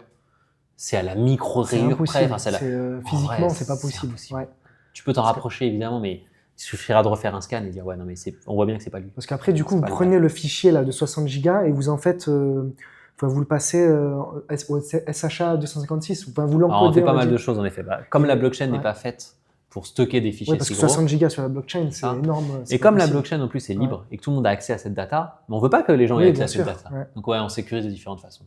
On a des chiffrements qu'on peut utiliser donc sous forme de preuve de provenance, comme les CryptoPunks. Un peu la techno des CryptoPunks en fait. Et ce qu'on utilise dans la banque depuis toujours d'ailleurs. Sur les serveurs de la banque, tu n'as pas accès en accès libre. Le développeur ne peut pas accéder librement à des contrats, à des comptes et quoi, tout ça. Ces chiffres. En fait, c'est des choses qui existent depuis un moment dans la technologie. On n'invente rien, on réutilise, on améliore et tout. Donc c'est ce qu'on utilise nous dans nos smart contracts, en effet, des chiffrements qui permettent d'avoir des objets beaucoup plus légers et aussi sécurisés, en tout cas pas en accès libre sur nos smart contracts. Okay. Et qu'est-ce qu'ils ont fait les CryptoPunks du coup CryptoPunks, c'est pareil. En fait, CryptoPunks, quand ils sont sortis, eux, c'est une audite super intéressante. CryptoPunk, en plus, c'est un projet. Ils ont une collection de NFT, donc plein d'images et qui les mettent sous forme de NFT. Et après, on peut les acheter et alors être rentré dans une sorte de communauté. C'est les premiers NFT. C'est ça. C'est les premiers NFT. Sauf qu'à l'époque, le smart contract, le bout de code NFT n'existait pas. Okay. Du coup, ils ont dû se dire, nous, on voudrait des images et on voudrait les suivre et tout. Mais ils ont dû inventer quelque chose. Et c'est intéressant. Les CryptoPunks, ce ne sont pas des NFT, c'est une crypto-monnaie. Ah oui. En fait. Ça ressemble plus à une crypto-monnaie qu'à un NFT en tous les cas. Ouais. Et en fait, ce qu'ils ont fait, c'est qu'ils ont donné des... Il n'y a pas une image par NFT. Tu as une seule grande image, okay, avec tous les CryptoPunks, toutes les têtes. Ah oui. Okay, et cette image-là, elle n'est même pas dans la blockchain. Ils disent à tout le monde, gardez cette image, tous les possesseurs de CryptoPunks et le monde entier, gardez bien cette image, parce que c'est l'image de référence. Ok. Okay. Ouais. Et après, toi, qu'est-ce que tu as dans ton NFT? Tu as juste un chiffre. Et c'est à toi d'aller chercher, ok, ce chiffre correspond à tel CryptoPunk. Alors que. Ah oui. Ouais, ok. Donc c'est quand même différent, parce qu'aujourd'hui, les NFT, non, c'est vraiment une boîte dans laquelle tu peux mettre des choses. Dans ton jeton. Ouais. Là, non, il n'y avait pas les jetons, c'était comme. Oui. Ouais, je vois. Et disons... c'est ça. Et en fait, c'est un peu dans les logs. Donc, en fait, c'est dans la description des interactions. Si je te donne un CryptoPunk, moi, c'est dans la description de la transaction qu'il y aura écrit, en fait, c'est tel ID que je t'ai donné. Et ça correspond à... Mais il n'y a pas l'image. C'est à toi d'aller chercher dans l'image que tu as enregistrée dans ton ordinateur ou que tu vas chercher sur Internet parce que plein de gens l'ont hébergé maintenant et plein de gens la gardent, que tu vas savoir c'est quel CryptoPunk que tu as. Ouais. Du coup, les marketplaces comme OpenSea qui te vendent des CryptoPunks, ils ont dû faire un développement spécifique pour ça parce que c'est pas du tout ça marche. En fait, la page CryptoPunk que vous voyez sur OpenSea n'est pas du tout développée comme toutes les autres pages de tout le site. Ils ont dû faire vraiment un développement spécifique. Okay. Parce qu'en fait, c'est très très particulier comme truc. En fait, c'est les premiers à avoir essayé d'inventer un truc. Et après, ça a été amélioré. Et maintenant, il y a une espèce de standard pour les NFT, c'est vrai. Même si ce standard-là ne garantit pas l'ownership ou la persistance. Et c'est là où nous, on travaille avec nos librairies à nous. En fait, tu peux toujours améliorer les standards, tu vois. Mais voilà. D'accord, je vois. Parce que ça me fait penser aussi à Bitcoin aussi qui est non fongible. Enfin, on peut tracer chaque Satoshi, donc chaque petite portion de Bitcoin qui est, je crois, Bitcoin c'est divisé par 8 nombres après la virgule, enfin 8 chiffres après la virgule. Tu peux vraiment suivre ça? Il me semble que chaque Satoshi est traçable.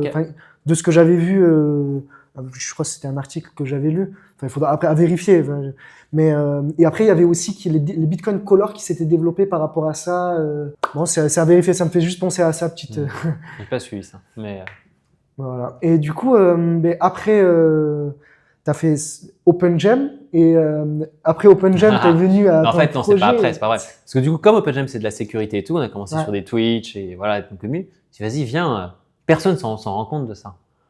Personne ne se rend compte du danger ou de ces messages qui sont non sécuritaires. Tout le monde dit la blockchain, c'est la sécurité et tout. Mais personne dit, ok, mais ça peut aussi être pas du tout sécurisé cette histoire.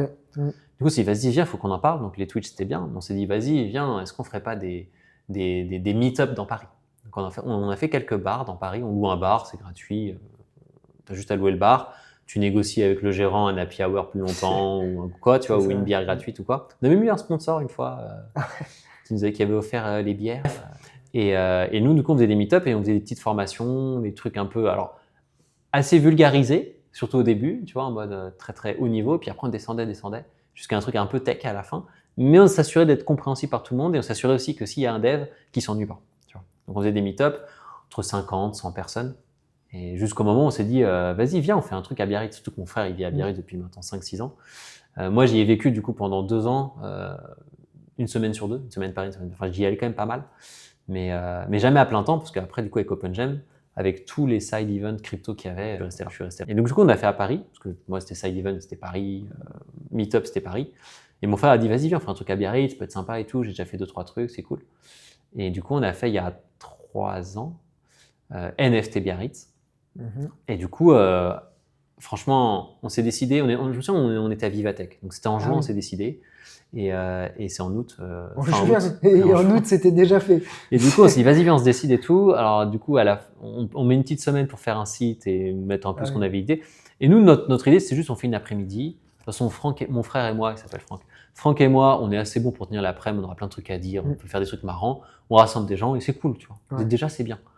Et en fait, on a publié le site. Et genre, la semaine d'après, on a une boîte de New York, Rosilab, qui nous a contacté. Waouh, NFT Biarritz. En plus, c'était la folie des NFT à ce moment-là. Trop bien et tout. On arrive, on sponsorise. Ok. Il y avait plusieurs milliers d'euros. Là, on nous donne de l'argent. Les mecs, on va claquer ça. Du coup, on a vu les choses en grand et plein de sponsors sont arrivés. Et on a fait un gros truc sur une journée entière avec des speakers du monde, en fait, qui venaient de partout. Et on était trop contents. Et on a continué comme ça sur cette volée. Donc, première année, 1 jour. Deuxième année, 2 jours. Il y a 3 semaines, donc en août dernier, pour la 3e édition, 4 jours. Et ouais, je pense que là, ça va. On a renommé Chaka parce que finalement, donc c'est vrai, on faisait beaucoup de NFT la première année, c'est sûr. Mais c'est vrai qu'après, nous aussi, on a invité. Moi, à HEC, je connais un prof incroyable qui était venu à Chaka, donc il s'appelait NFT Biarritz l'année dernière. Et là, il a rempli l'amphithéâtre. Il a parlé du produit, de l'expérience utilisateur et de plein de choses qui me passionnent aussi. Et on a passionné l'auditoire. On a aussi fait beaucoup d'IA l'année dernière, où là, on avait fait des petits workshops, on avait fait des battles de prompt et tout. Et ça avait beaucoup plu déjà. Et du coup, cette année, on s'est dit, il faut qu'on arrête d'appeler ça NFT. Enfin, les gens ils comprennent. C'est dommage que les gens viennent que pour des NFT, et voilà, ou que des gens qui seraient intéressés viennent pas. Donc c'est pour ça qu'on l'a renommé Chaka Biarritz, SHAKA Biarritz. Et là, voilà, c'est vraiment la vibe festival des nouvelles technologies. Alors, il y a beaucoup de Web3, j'avoue, mais il y a aussi beaucoup d'IA, beaucoup de produits, puis même beaucoup de sport et beaucoup de. En fait, on aime bien nous, festival des nouvelles technologies, c'est le Vivatech, bon, plus petit, j'avoue, mais Club Med. C'est all inclusive, quoi. T'arrives t'as un ticket, enfin, t'as ton bracelet. T'as le petit-déj, enfin un petit gâteau basse, t'as le déj. Le soir, c'est la petite partie avec les boissons, alcoolisées ou pas, c'est vous qui voyez. Mais bref, on essaie de mettre les gens bien et on essaie de faire aussi beaucoup de moments faibles, tu vois, du sport. Donc toi, t'as pu faire du surf. On a aussi un tournoi de basket, on a du yoga. Cette année, le yoga, il n'y avait pas assez de tapis. On avait 40 tapis de yoga, il n'y en avait pas assez. Donc au phare de Biarritz, oui, parce qu'on fait ça dans un lieu un peu événementiel, mais on bouge aussi. Il y a au phare de Biarritz, à la plage, on fait des choses. Et le soir aussi, on fait une partie autre part. Enfin, on essaie vraiment de faire une petite semaine sympathique. Et ça tombe bien parce que cette semaine-là, nous, depuis qu'on a fait NFT Biarritz la première année, on a beaucoup de sites qui sont greffés à nous. Et du coup, là, on essaie, cette année en particulier, on les a bien fédérés. On a fait ce truc un peu Chaka, donc il y a le truc NFT, mais il y a tous les autres trucs, les trucs IA et les trucs des partenaires. Super Team était venu, Waldo sont venus, on a Interstellar qui sont là tout le temps. Bref, on a quand même pas mal de gens qui gravitent autour. Et du coup, on a une semaine à Biarritz là vraiment stylée, où si vous êtes intéressé par les nouvelles technologies, et en particulier la blockchain, mais en vrai pas que, c'est super intéressant parce que là, vous avez plein de startups, des boîtes, plus ou moins grosses d'ailleurs, qui sont là et qui parlent avec vous. Et donc, vous avez du coup les tech leads de Airbus qui viennent en chemise Hawaï. Ça fait plaisir de les voir. En fait, tous les gens qui ont travaillé toute l'année, on les invite évidemment. Et les nouveaux partenaires, on est très très heureux de les accueillir aussi.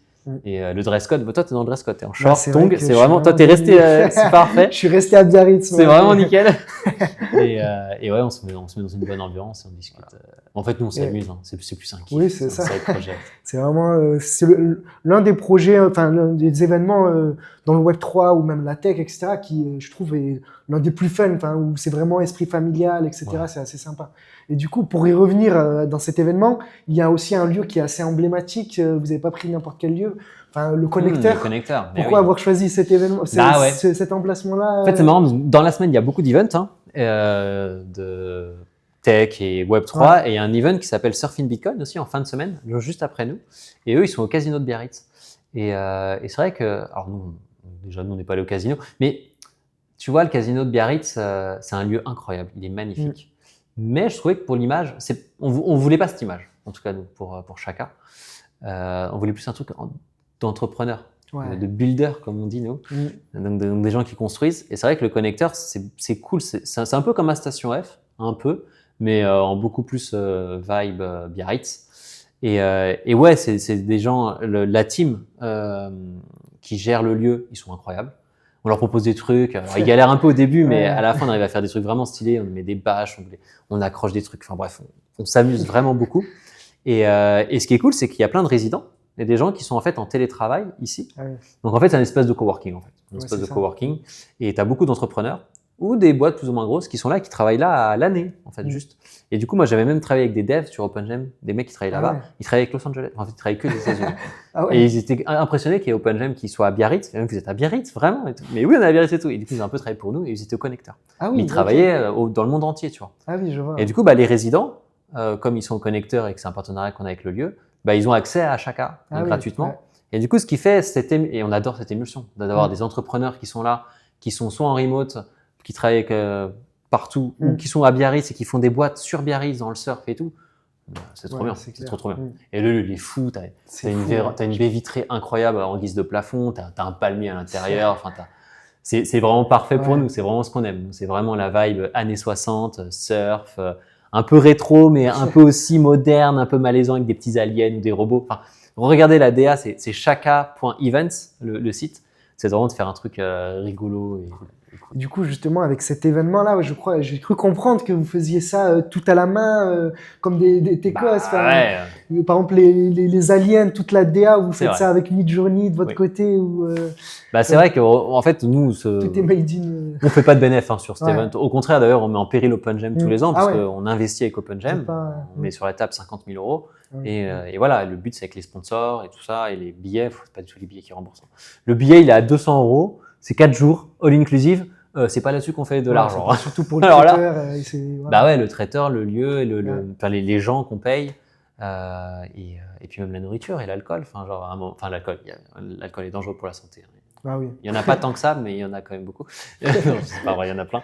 Mais les boissons et tout, enfin tout ça, c'est all inclusive. Enfin, t'arrives, c'est le Club Med, quoi. Enfin, tu vois. Et les activités, ton cours de surf, le tournoi de basket et tout ça c'est inclus dans ton ticket de 100. C'est pas 200 en plus, c'est 190. Ouais. Et en plus, si vous êtes dans une communauté, vous l'avez pour souvent 150. Des codes promo qui très facilement. Mais voilà, pour 150 euros, si vous vous démerdez bien. Si vous êtes dans une commune, si vous êtes chez Cryptosphère par exemple, ou une autre, bah vous avez quand même une semaine assez sympa, quoi. Et donc non, c'est pas sur les billets qu'on se fait de l'argent. En fait, on se fait pas vraiment d'argent, c'est les sponsors.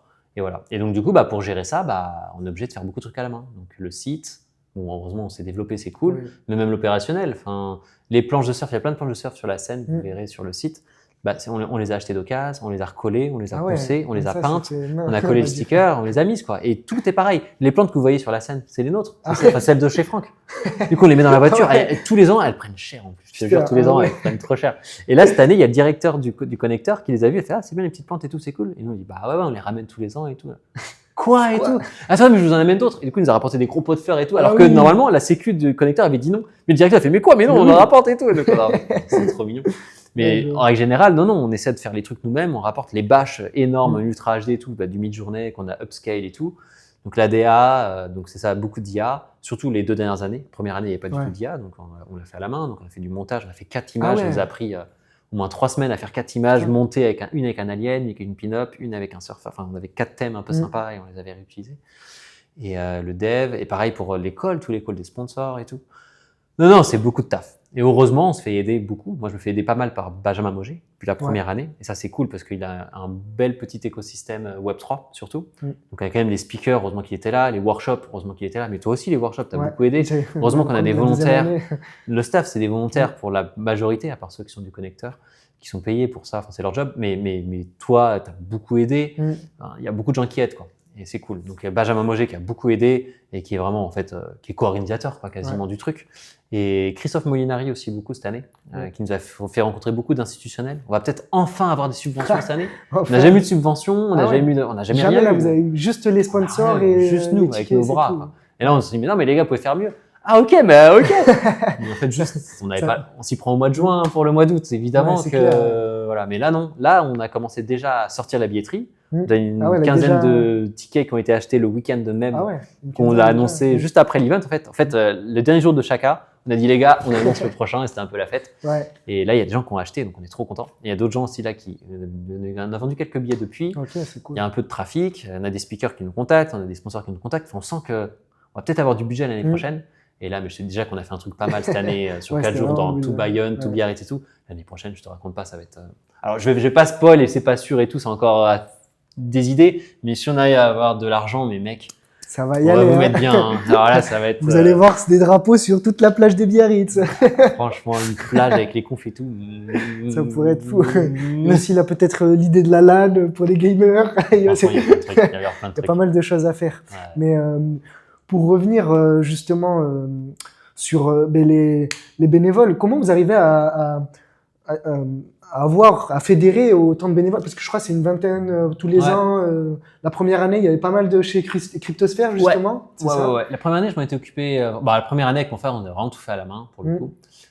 Deuxième année, on s'est fait aider. Troisième année, on s'est fait beaucoup aider. Donc là, cette année, Ouais. tu as vu, il y a Thibaut qui a pris le lead. Ouais, Thibaut Menanto. Ouais. Thibaut Monanto, ouais, qui avait organisé l'event DeFi France, donc le Crypto Endless Summer Crypto, l'année ouais, dernière, c'est ça. qui était pas mal. Hein. C'était vraiment, ouais, vraiment pas mal. Mais pareil, sans pas beaucoup de budget, ils avaient fait un truc vraiment cool, vraiment cool. Et là, du coup, il m'a beaucoup aidé cette année. T'as vu, il a fédéré et tout. Mais c'est vrai que les années d'avant, non, écoute, je me débrouille. En fait, sur le site, t'as un Tolly, tu réponds. Moi, je contacte tous les bénévoles, j'essaie de les avoir. Donc, je leur parle au moins une demi-heure, savoir ce qu'ils aiment faire, Ouais. ce qu'ils font, puis même les qualifier. Des fois, il y a des gens à qui j'ai dit non. Et après, les positionner, faire des groupes. T'as vu, j'avais fait des groupes Discord. Je sais pas, je me débrouille. Comme j'ai fait Ouais, beaucoup de workshops et beaucoup de management d'équipe aussi dans ma vie, chez BNP, dans mes autres boîtes, j'ai une petite idée de comment faire. Mais c'est très différent. Tu parles à des bénévoles, tu vois. Ouais. Puis bon, il y a tout un. Après, ce que j'aime beaucoup dans cet événement-là, c'est que, par exemple, cette année, vous avez mis un effort pour récompenser les bénévoles. Par exemple, avec la visite, on avait visité, je sais plus le nom du bateau, c'était l'Hermione. L'Hermione. L'Hermione. Pendant toute une soirée, ils nous avaient réservé en mode soirée VIP et tout. Ouais. En fait, c'était que pour les bénévoles. Ça, j'ai beaucoup apprécié puisque c'est pas souvent fait dans les événements. Souvent, on aide, etc. Et à la fin, on a un merci et c'est tout. Alors que là, il y a eu un effort. Donc ça, j'ai vraiment beaucoup aimé. Donc c'est très colonie de vacances là cette année. C'était vraiment, j'ai bien aimé. Vraiment sympa. C'est bien amusé. On a bu des verres et tout. Non, c'était cool. Et puis même après, toi, t'es rentré à Paris, mais après, on a fait des garden parties avec les gars qui sont de Biarritz, les volontaires qui étaient de Biarritz. On était à la piscine et tout. Ah oui, ok, c'est cool. Franchement, je pense qu'on a un bon cocon pour l'année prochaine là, je pense. Ah, ça serait cool d'avoir du 109 par contre. Il faut qu'on ait une dizaine de personnes. Tous les ans, il y a des gens qui viennent. Enfin, c'est pas les mêmes têtes. Moi, je suis là depuis la première édition. J'avais rejoint à ce moment-là. Donc tous les ans, j'étais là. J'ai vu le projet grandir et même l'année prochaine, ça s'annonce être encore plus épique. C'est incroyable. Et mais du coup, c'est grave cool puisqu'à chaque fois, on rencontre des nouvelles personnes et comme c'est vraiment ambiance colonie de vacances. Au début, on se connaît pas trop avec les nouveaux bénévoles et à la fin, c'est les potos. Enfin, c'est comme si on avait passé toutes les vacances ensemble tellement c'était dense puisqu'on commence tôt le matin, on termine tard le soir et c'est intense toute la journée. Donc c'est vraiment pas mal. Ça, j'aime beaucoup. Et du coup, est-ce que vous allez, vous avez maintenant Chaka Biarritz? Est-ce que vous allez continuer à le grossir, mais est-ce que vous avez une idée de potentiellement en faire un autre part ou surtout vous voulez focus sur Bon, déjà on va se focus sur Biarritz, c'est sûr. Une fois par an, c'est déjà beaucoup de taf. Mais oui, c'est vrai. De toute façon, là, dans une semaine, on part aux États-Unis. Après, on va à Dubaï. Puis moi, je vais retourner en Asie après l'année prochaine. Tu vois, faire un petit event, comme on sait les faire, un peu en mode meet-up, comme on faisait sur Paris. Ouais, c'est ça. Ça va, ça ne demande pas trop d'énergie. En plus, à Dubaï, il y a plein de lieux incroyables qui sont juste pas utilisés. Que les gens, ils attendent qu'une chose, c'est d'avoir des builders qui viennent faire des trucs. Même dans l'événementiel, pas que des. Alors, déjà, si tu es un dev, ils sont trop contents, parce qu'il n'y a pas de dev là-bas. Et en plus, si tu fais des trucs, tu as des idées et tout, ils sont très contents. Donc, pourquoi pas faire un truc? Après, je sais pas si je le nommerais Chaka. Je sais pas. Mais oui, elle dans le même genre, avec des happenings et des trucs. Enfin, à Chaka, on a vu une cérémonie d'ouverture qui a duré 2 heures quand même. On a gardé les gens 2 heures. Et avec mon frère, on a fait un petit show. Et on a fait intervenir des gens sur scène, on a fait des happenings, on s'est fait hacker, on a fait un faux hack. En fait, c'est des mecs en bateau dans l'Atlantique qui s'étaient connectés via Starlink, qui présentaient un petit peu leur projet humanitaire et tout, c'était cool. Puis on a fait après une démo en live, on a scanné un tableau en live. Donc, ce fameux LUM, on vous explique. En fait, vous pouvez le trouver sur Internet. Vous tapez Chaka Biarritz, vous verrez ce robot. On l'a tokenisé en live, l'œuvre. C'est un tableau qui coûte. Il y a beaucoup de zéros sur ce train. Et bref, on l'a scanné sur scène. Et après, on a montré comment ça marchait la tokenisation et tout. Et après, on a enchaîné sur une battle de prompt avec des artistes IA qui se battaient avec des votes et tout. Et c'était cool parce que tu vois, les gens qui connaissaient pas du tout la tech ou même l'IA, j'ai eu que des bons retours sur cette battle de prompt en l'occurrence. Je me dis, c'était cool, c'était passionnant et tout, parce qu'on avait des commentateurs qui commentaient, c'était cool. Il y avait mon frère, et du coup, il y avait un expert IA très, très réputé. Et du coup, les gens étaient très contents. Et ceux qui étaient bons, aussi bien en tech qu'en IA et tout, ils ont dit, putain, on a bien apprécié votre truc, vous devriez le faire encore à plus grande échelle sur Twitch, dans le monde entier. Ouais, c'est clair. Parce que ça se fait pas. C'est une bonne idée en fait, ce format. C'est une bonne idée. Et tu vois, quand on a ce genre d'idée, tu fais bah, pourquoi pas le faire aussi, pourquoi pas faire un mini à Dubaï, pourquoi pas en faire une partie sur Internet. Enfin, tu commences à avoir plein d'idées. Mais à un moment, il faut aussi te focus. Oui, parce que. Où est-ce et à un moment, il faut aussi se payer à un moment. Ouais, c'est des business compliqués, c'est énergivore, c'est archaïque, ce genre de choses, c'est challenge, c'est événementiel et tout. C'est pas scalable. C'est pas un truc où tu peux capitaliser sur. Tu vois, scalable, ça veut dire ton utilisateur numéro 1 te coûte cher parce que tu as développé pendant genre, je sais pas moi, 3 mois. Mais ton deuxième te coûte moins cher, ton troisième moins cher, quatrième moins cher. Comme un livre. Ouais. Le livre, la première fois que tu vends ton livre, en fait, le premier livre que tu vends, il t'a coûté très cher. C'est 2 ans d'écriture. Mais le 10 millième au bout de 10 ans, bah, il t'a coûté plus rien du tout. C'est quelques centimes, même pas, tu vois. Bah, c'est un peu pareil. Dans l'événementiel, c'est pas scalable. Chaque événement, une nouvelle équipe. Chaque événement, des nouveaux sponsors. Chaque événement, des nouvelles contraintes, des nouveaux trucs. À chaque fois, tu recommences de zéro. C'est dur. Les challenges, là, si on fait un concours de Battle Dia et tout, ça sera pareil, en fait. À chaque fois, non. C'est dur et c'est épuisant. On est jeune, on y va à fond et tout. C'est bien, mais à un moment, tu dis, bon, qu'est-ce que je fais quand même pour perdurer, pour rendre pérenne je sais pas moi, mon écosystème, mon activité et tout. Et là, c'est vrai qu'il faut à un moment, faut faire des choix. Tu vois. Moi, je suis quand même très content d'avoir cette sécurisation d'objets de luxe et tout. On est des très bons rapports dans le milieu de l'art, surtout pour les tableaux et tout pour le moment, avec des ports francs, avec des musées, avec des grandes familles, de grands. On est très content. On aimerait continuer ça quand même, avant de repartir dans des délires de fou, tu vois. Ouais, je vois. Et voilà. J'ai plus de questions. Non, mais pour justement, tu aurais quoi comme conseil à donner pour des gens qui voudraient se lancer, par exemple, dans l'entrepreneuriat et ben moi, le plus grand conseil, c'est lancez-vous en fait. Arrêtez de réfléchir. Genre juste, en fait, c'est bien d'avoir des ambitions de malade et tout, mais en fait, ça va être très bateau ce que je dis, mais c'est tellement vrai. Mais il faut y aller petit à petit, genre juste, lancez-vous, genre juste. En fait, tu peux lancer n'importe quoi, n'importe quand, super vite. Tu vois ce que je veux dire? Si tu veux recréer Uber aujourd'hui, Uber, tu dis, je sais pas moi, Uber n'existe pas, mais tu as l'idée du business et tout. Uber, c'est très simple, hein, tu n'as pas besoin de savoir coder une seule ligne. C'est Uber. Tu prends le contact de taxi ou de gens dans ta famille qui sont prêts à faire des courses, tu les notes dans un Excel, tu écris tous les noms dans un Excel, tous les numéros de téléphone dans un Excel. Okay. Tu vas en boîte de nuit. Tu mets des post-it dans la boîte de nuit, tu cherches un taxi, tu veux rentrer chez toi, tu galères, t'as pas de taxi, appelle ce numéro, tu mets ton numéro à toi. Les gens t'appellent le soir et toi tu fais tu veux un taxi? Ok, t'inquiète, je m'en occupe, je te rappelle. Et tu vas dans ta liste de taxis, tu fais en fait t'es dispo, tu fais entre eux et tu rappelles, c'est bon, il arrive. T'as créé Uber. Ouais, c'est clair. Et t'as eu zéro tech, genre un Excel, un numéro de téléphone, enfin genre et des petites affiches à mettre dans les boîtes ou quoi, enfin aux endroits où il y a tes utilisateurs qui ont besoin de ton produit, tu vois. Parce que tu as détecté ce problème. Quand je sors de boîte de nuit, c'est compliqué, tu vois. C'est Hitch en plus qui fait ça. C'est plutôt Hitch qui fait ça en sortie de boîte de nuit. Et voilà, c'est simple. Et bien sûr, après, une fois que tu es appelé non-stop et que tu galères et tout, tu fais OK, là, ce serait intéressant que je crée une app ou je crée quelque chose. Mais du coup, si tu es en galère, tu as trouvé ton product market fit. C'est-à-dire que quand ton produit rencontre ton marché avec le bon message, avec sur le bon canal. Okay. Là, le canal, c'est les boîtes de nuit, machin, tu vois, avec le bon message. Quand tu as trouvé ça, tu es dans la merde. Tu n'es pas bien parce que tu es. Trop de monde qui m'appelle. Le cash, j'arrive pas à le faire rentrer parce qu'il y a plein de gens qui veulent me payer, mais ils n'arrivent pas à me payer parce que j'arrive pas à aller. Il faut que je développe le truc. T'es en douleur. Quand tu arrives dans cette douleur et que tu vas avoir des investisseurs, que tu vas avoir des gens pour t'aider, ils vont t'aider. Parce que le plus dur, c'est de le trouver, ce product market fit. C'est vraiment ça le plus dur. Et pour le trouver, il n'y a rien ne t'en empêche. Comme je t'ai dit, avec rien du tout, tu peux le trouver. Lancez-vous, pensez petit, pensez problème. Vous avez dans votre quotidien détecter quelque chose. Comment je peux trouver une solution? Pas un produit, une solution. La plus simple possible pour déjà voir si j'arrive à avoir de la traction, la fameuse traction dont on parlait tout à l'heure. Est-ce que j'attire des gens? Est-ce que j'arrive à faire payer les gens? Bon, let's go.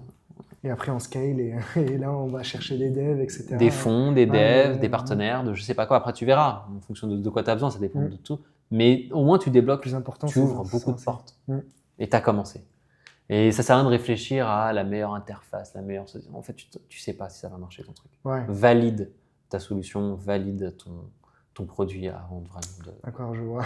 D'ailleurs, on en parlait tout à l'heure, mais par exemple, les étudiants ou même les personnes, enfin, disons, si vous avez quelques mois de chômage par-ci par-là, c'est le moment de tester des idées, d'y aller. Après, ça fait du bien aussi d'être. Bon, évidemment, ce confort, il est cool. Mais après, tu vois, quand tu quittes tout du jour au lendemain et tu retrouves, c'est. Là, tu as une sacrée claque.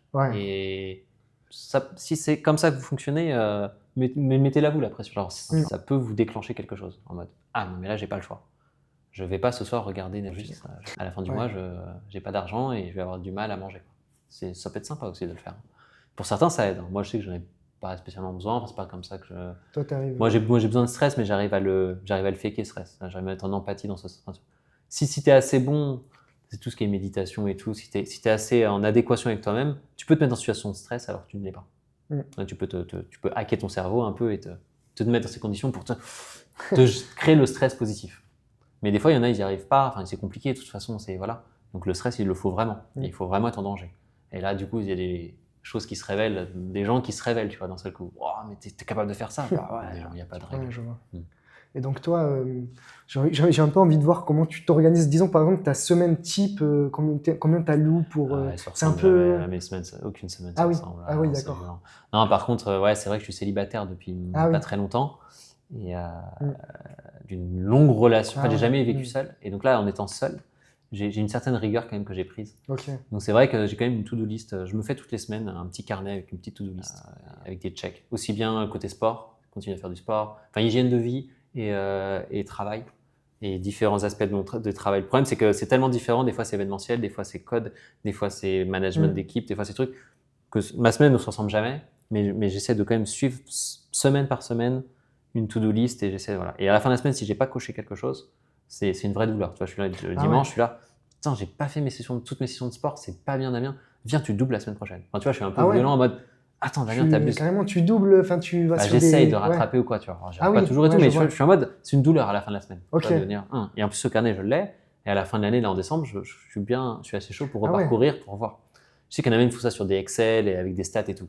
Moi, j'ai du mal avec l'informatique. Des fois, j'aime bien aussi écrire. C'est satisfaisant. Puis même, je pose les idées. J'ai l'impression vraiment de les poser. C'est très personnel. Mais si vous êtes chaud des stats et tout, faites-le carrément sur un Excel et faites-vous un board. Et à la fin, vous verrez du rouge partout. Ça peut vous motiver ou quoi. Parce que même mentalement, je crois, c'est mieux sur feuille parce que mentalement, même ça débloque quelque chose quand tu valides quelque chose plutôt que quand c'est sur un Excel ou par exemple sur un Notion. Après, ça dépend des individus, mais chacun a ses méthodes. Et donc toi, du coup, c'est, disons, le dimanche, tu te poses, tu dis, OK, j'ai ça à faire, ça, pour la semaine d'après. Et après, tu fais un compte rendu tous les dimanches et tu repars sur une nouvelle semaine. Ça. OK. Et après, chaque année, tu te dis, OK, j'ai fait tout ça. Et... ça, c'est la première année que je le fais. Parce que oui, d'accord. En fait, j'ai divorcé il n'y a pas très longtemps. J'étais 11 ans avec elle et j'ai jamais vécu seul, en fait. J'étais avec mes parents et j'ai tout de suite enchaîné avec mon ex chérie. Et donc, du coup, ça m'a fait bizarre. Donc là, du coup, j'ai commencé il n'y a pas très longtemps. En début d'année. Donc, je vais voir pour la première fois, je vais voir à la fin d'année comment je vais revoir ce carnet, peut-être l'améliorer mon process ou quoi. Mais ça m'a fait du bien de le faire. Parce qu'au début, je ne le faisais pas. Et c'était dur. Faut une rigueur quand même. Surtout quand tu es entrepreneur, parce que tu n'as pas de limite. Tu peux te coucher à l'heure que tu veux, tu peux te lever à l'heure que tu veux. Enfin, et si tu fais rien dans la journée, il n'y a personne pour t'engueuler. Enfin, tu n'as pas un manager qui va te voir à la fin de l'année sur des objectifs ou quoi. Enfin, tu es ton manager. Mais tu as peut-être les clients qui peuvent te mettre une certaine pression sur certaines deadlines ou pas du tout. Ah oui. Ouais, les clients. Après, les clients, c'est différent quand même. Donc, est-ce que tu as quelques mots pour finir cette interview? Pour finir, si tu as des choses à... Non, ça me fait très plaisir en plus de faire une interview avec toi, c'est cool. Parce qu'on n'a jamais eu cette relation. C'est vrai. On a taffé ensemble au mois d'août, on a l'habitude de charbonner. On était là, tous les events à Paris, on s'est vus. Oui, les events à Paris, à chaque fois. Par exemple, hier, on s'est vraiment vus au hasard. J'étais à XYZ Paris, mais du coup, j'ai pu interviewer Alexandre. Tsidankov que j'ai interviewé du coup hier et après quand j'ai fait l'interview, déjà même Alexandre, j'y ai pensé en mode une heure avant, je l'ai vu, salut, ça va, parce que je l'avais déjà interviewé sur Twitch et du coup j'y ai pensé, je me suis dit ça serait quand même très cool que je puisse l'interviewer de face to face et après l'avoir interviewé, je me suis dit mais why not, pourquoi pas le faire avec Damien, puisqu'on s'était dit peut-être le faire sur Twitch ou quoi, mais IRL c'est différent, c'est encore, je trouve encore mieux parce qu'on peut plus creuser les choses et on est plus, disons, dans une bulle, alors que quand on est derrière l'ordinateur, après on ferme l'ordinateur et voilà, c'est fini. Du coup, voilà, c'était un plaisir également de faire cette interview-là. Un gros plaisir, ouais. Mot de la fin, let's go. Hein. Let's go, foncez. Go. Si vous avez des projets entrepreneuriaux.